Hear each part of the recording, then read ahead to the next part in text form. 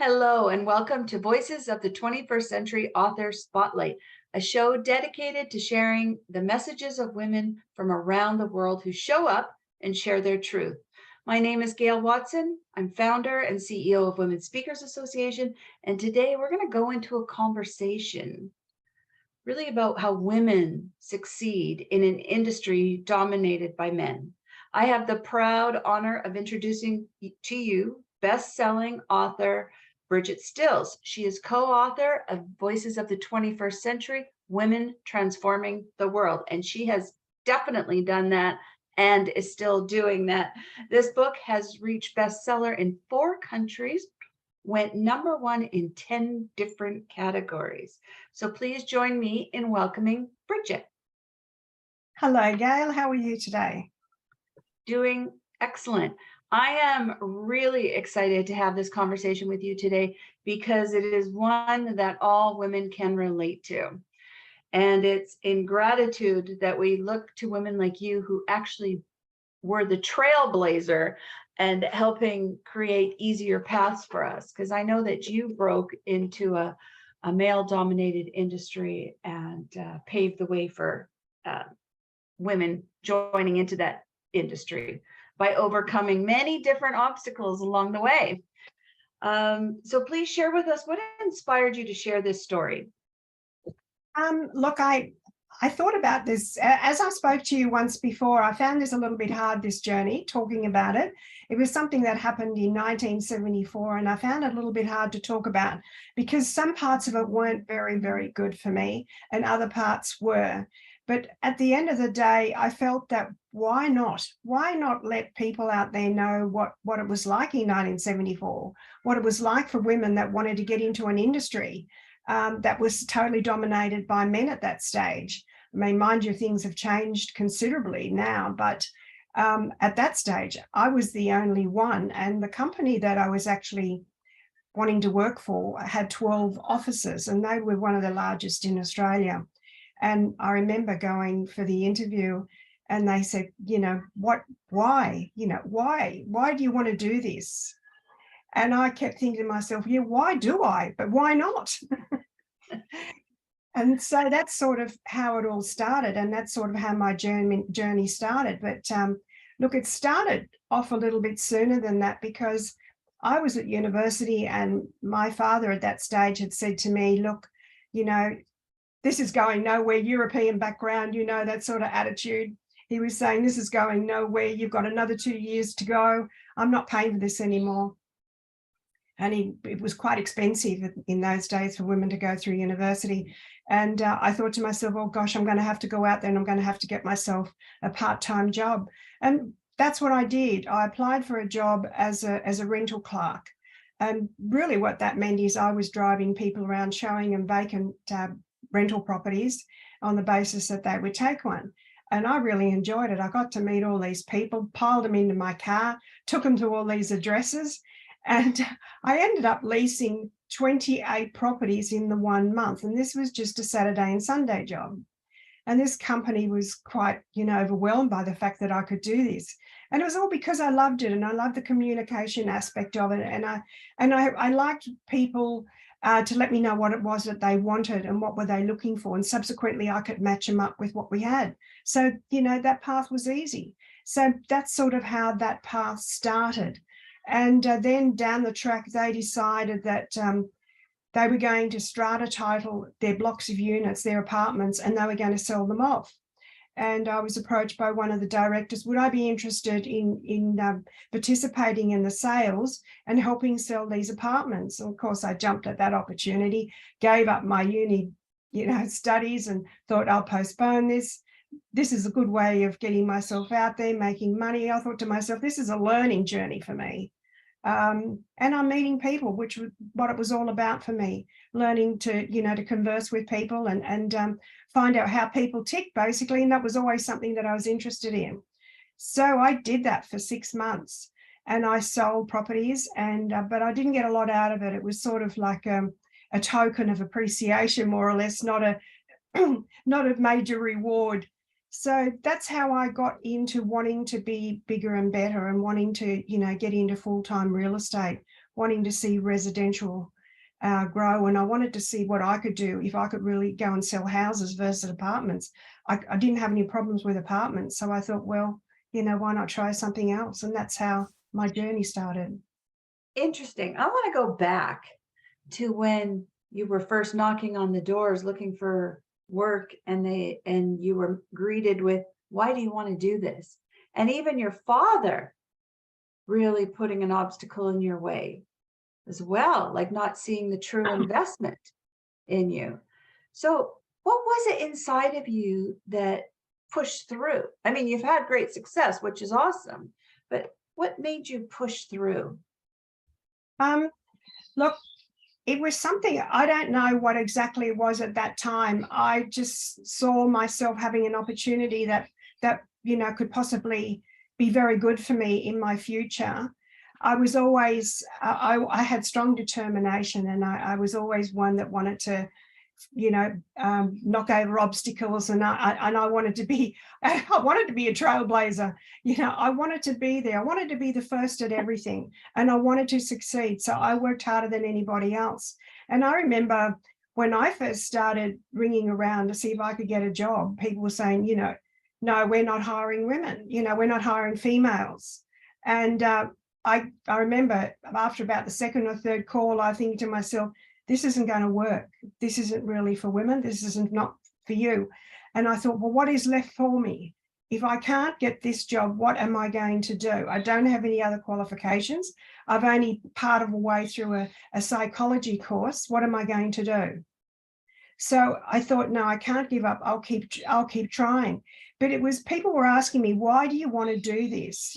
What do you see? This is hard for men. It's not going to be easy for you. It's going to be harder for you. And I kept thinking, well, if it's hard for a man and it's going to be hard for me, so what? I can do just as well as what he can. And that was my mentality. And when I actually got an interview with this organization, where I was talking to the guy, and he said to me before I came to have this interview, he said, we're only talking to people that know how to sell real estate and that can produce documentation to say that, that they're credible. So I went in there with a box of my sales advice notes and my receipts to say, this is what I've sold. These are my transactions going through. He looked at about 3 and 4, and then he said, okay, all right, I understand. I can see what you've been doing. He said, I will give you the job. But he said, you have to go and see our general manager and see whether he will approve you. The way he was saying that, I was thinking, oh my goodness, this is going to be a hard road to travel. It was. I had 4 interviews for that job, and that general manager actually said to me, why do you want to do this? This is a man's world. This is not for women. Women are at home looking after their children and looking after their families. And I didn't quite have an answer to that one. And I said, but this is what I want to do. And I said, I think I can do well. And I brought all my evidence and I piled it all on his desk. And I said, can I show you all this? He said, no. He said, your manager, Paul, has already told me all about this. He said, you've proven yourself that you can sell units and apartments. And he says, but what makes you think you can sell a house? And I remember thinking to myself, well, what is the difference? Because people are buying either one of those or one of those, whatever it is that they can afford. And I just sat there and looked at him, and he said, let me think about it. Anyway, I went away and I went back to the sales manager at where I applied originally. And I said, I'm not sure what's happening there. He says, give him a couple of days and see what comes of it. He called me, this general manager called me up again, and he said, well, come in, we'll have another chat. So we had another chat. Then we had another chat. And then when it got to the 4th time, and I remember saying to him, I've been here 4 times now. Either you're going to give me this job or I'll just have to go and knock on other people's doors, more or less. And he said, okay. He said, you've got the job for 6 weeks. You are on a trial. He said, in 6 weeks, you have got to produce a sale. And I said, great. I didn't ask any questions. I said, great. When can I start? This is Monday. So off I went. I was thinking to myself, 6 weeks. How do you make a sale in 6 weeks? You got to find the clients. You got to take them out. You got to show them the property. They got to like it. They've got to put down a deposit. They've got to get a contract. They've got to get it to their solicitor. They've got to get it signed. And then a sale's not concluded until there's a settlement. That takes another 6 weeks. And I thought, how am I going to do this? Anyway, I just put people in my car. I got the job. I started on the Monday, and I remember thinking to myself, anyone that comes through that front door that wants to see a house, if I can get to them before any of the other sales guys, I can take them in my car and I can take them to a property. So I studied this folder of properties that we had, and there was, look, it was quite high. You know, there were a lot of properties for sale. It was hard in those days. Things weren't easy to sell.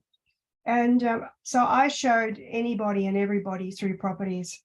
And I ended up getting a deposit on a property that was company title. It wasn't Torrance title. It wasn't strata title.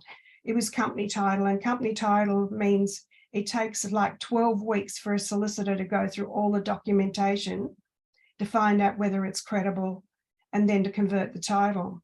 I got the deposit. I went back to my sales manager and I said, I've got a deposit. How's this going to work? He says, good, let's just see whether we can get it to a finalization. Anyway, 6 weeks had passed and I went back to him and I said, 6 weeks are gone. We only got a deposit. We're no closer to an exchange of contracts. And he said, go back and see the general manager, which I did. And he said, okay, you've got a deposit. I said, yeah, I have, but I haven't got, you know, it hasn't finalized. And he said, okay, keep me informed. And I said, I can go now. He said, yes. So I went back to the office and I said to my sales manager then, I said, where does that leave me now? And he said, just keep on working. So days went by and I was feeling sort of thinking, he's gonna tell me to go home soon. You know, nothing was happening. I was losing faith. And my sales manager said, just keep showing properties, keep working at it. He was very good. He kept me grounded. He kept my feet on the ground. And he just said, keep on going. This general manager left it 11 weeks before he got back to me to say that I had the job. Oh, they certainly didn't make it easy on you. No, look, it wasn't easy. But then again, at the end of the day, I think it proved something to me that if you really want something hard enough, you'll work for it. If you're determined and you feel that it's the right thing for you, you will work at it. It just depends on yourself, you know, how you feel about yourself, how much determination you have. And I think I had the resilience. I was tenacious. I just wanted to be there and I wanted to do this. And I used to walk around feeling really poorly because I used to think, you know, the guys in the office, there was 11 men in the office, myself and a junior receptionist. That's all we had. And she was female. So there's only us two. This girl and I, we clung together like glue. And there was nothing, you know, we'll meet you at the water cooler and we'll have a conversation. There was none of that. You know, it was hard. But look, I hung in there and I kept at it and I kept saying to myself, you've got to keep on going. And I just started building more credibility. And I remember people coming into the office and saying, I want that woman over there to come and have a look at my property. And I'm thinking, me? You know, me? And they said, you. So that's how it all sort of started. And it took 6 months before people recognized that I could sell real estate, that I had a brand and I had a name in the suburb, and people started coming in. If there was anything for sale, I would go there and I would look at it. I would look at it from the front door to the back fence. You know, I would look at it and I'd write little notes. So I had it in my mind what that property consisted of. So if anybody walked in the door and they said, I'm looking for a house, and I asked them, what are you looking for? I'd run them through everything I had seen, every little bit. I could be so descriptive about everything. And no one else was doing that. And I thought to myself, well, that's got to be a plus because I'm giving them a lot more information than anybody else was giving them. I'd take people through a house and I'd say, okay, the kitchen cupboards need a little bit of work, but I know what you could do. You could paint them. You could put new door, you could put handles on them. You know, you could do this, you could do that, maybe a new range, maybe this here, or maybe that, maybe some new curtains or some drapes. And people say, yeah, maybe I could do that. Well, you Yes, don't. because and today we get to do virtual tours on the internet, which wasn't available then. So let's fast forward. And your story, when you read your story in the book, your jaw kind of hits the floor going, really? This is how this brilliant, talented woman is treated just because women weren't accepted in that industry yet, or weren't that welcomed in that industry yet. So thank you and all the realtors out there in today's world. They should be bowing down to Brigitte for really, getting in there and opening that pathway up for you to travel in a nicer way. So Brigitte, let's fast forward to today. Okay, you broke new ground in real estate. You were on that 11-week pins and needles, walking on eggshells. What transformed? What happened? Well, after maybe 12 months of me working for this organization, that company actually employed another woman. And this girl called in the office one day and she said to me, I've just been given this job, and I was told that I had to come and work with you for a week. And I said, what? And if I ever was knocked off my chair, it was that day, because I thought, how bad is that? Nobody even tells me about this, and this woman's just got the job. And I must admit, I didn't treat her very well for that week because I was angry. I was frustrated. I was angry. Nobody said to me, we're going to do this. Can you please give her some time? Take time out of your week. But look, at the end, we became very good friends. We became very good friends, and we started selling properties together, even though she was at another part of the world where I was. But we became good friends and had been good friends for many, many years. And unfortunately, she passed away a year or so ago, but it was tragic. But she was one of my very best friends, and we worked together, and we changed the way things worked.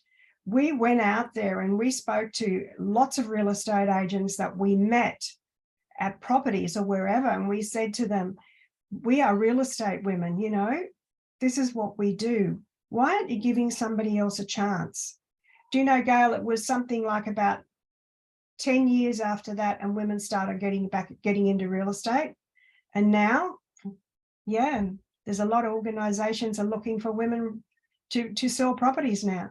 Some of the ones in Sydney now, they have more women than they have men. As a matter of fact, property management, which I originally started on, is nearly all dominated by females. Wow. Okay. Do you hear the cheering? Can you hear the cheering? I wish I had one of those buttons that put in the cheer. That is terrific. Like, that's got to feel good, Brigitte. That's got to feel good to know that you had impact just through your own actions of changing that industry. I don't know whether I did this. I think I was a contributor towards this, and I think it was I helped, and people were talking about it, but behind closed doors, that woman up the road, etc. I mean, I'd walk down the street and people started looking at me and thinking, oh, there's that woman, she works in the real estate office and everything. But I'm glad we've had this change, and this change needed to happen, and it just took a long time. I don't know whether the change is now for the right reason, where we just go and employ women because they are women, and we think that they have the opportunity, or they have the expertise and the knowledge, and to create and make sales or run offices or whatever. I hope I'm right. I hope they do have, but That's what's happening at the moment. So if you're a woman and you want to go and work in real estate, you can get a job. Okay. Your book. I'm thinking we need to get a copy. Where can we get a copy of your book to be able to read your story in fine detail? Look, my book's available on my website, www.stillsproperties.com.au. Right on the front page, there's a copy of the book, and you can press the button and it will come to you. That's terrific. And I'm also thinking, well, if you're listening to Brigitte right now, share, and you could be sitting there finding this hard to believe and admiring all the obstacles that she overcame to create this path. Many of us are on paths where there's obstacles in different aspects of our life. I think this book, if you know somebody like that, this book would be a terrific gift for that person, to be able not only get a copy for yourself, but get a copy for that other person, or a few other copies where people are having to trailblaze their own path, or they're experiencing obstacles. Let them know that you see them, and let them know that not to give up. There's hope. Look at what Brigitte's done. And so please go to Brigitte's website. It's Stills, that's with an S, STILLS, properties.com.au. Brigitte, wow.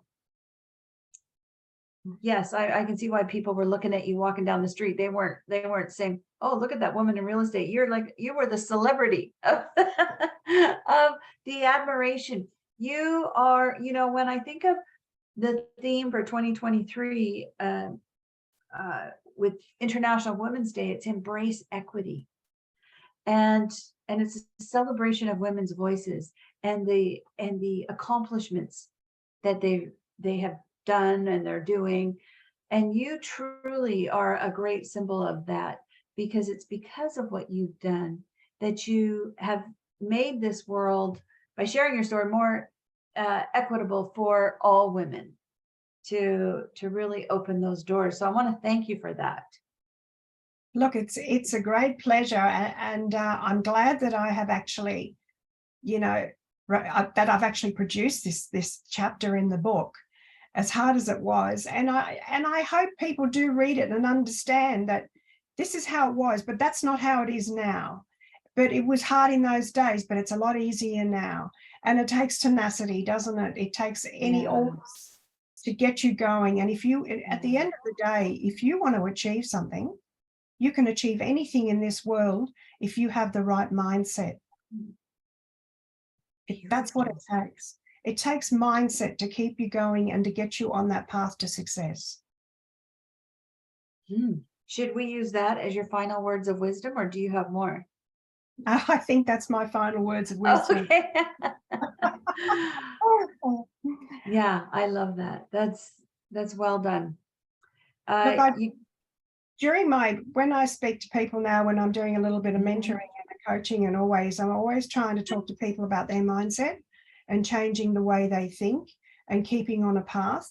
Like we wake up in the morning and then we think about 10 different things and we don't know which one we're going to do first. You do, and I always work on the basis you do the most important thing first and work through your list. But it's having the right mindset. And I think anybody can be an achiever. We can all achieve marvelous and great things in this world. It's just getting on that right path. And I think that's what it takes. That's beautiful. So it's the mindset. Yeah. Having that right mindset. Excellent. Well, Brigitte, it's been a pleasure to have this conversation with you today. Since the first day we met, I've admired all that you've accomplished. Truly, it's a privilege to get to know someone like you, because you really stand for something, and you're in action. You're a woman in action, and that's what I love most about you. Nothing stops you. So thank you for sharing your truth in this book.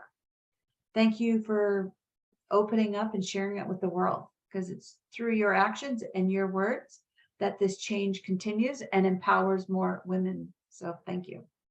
Thank you, Gail. All right. And to our listeners today, I want to thank you for joining us. Please do connect with Brigitte. And wherever you are in this world, we want to wish you a great day. Thanks for joining us.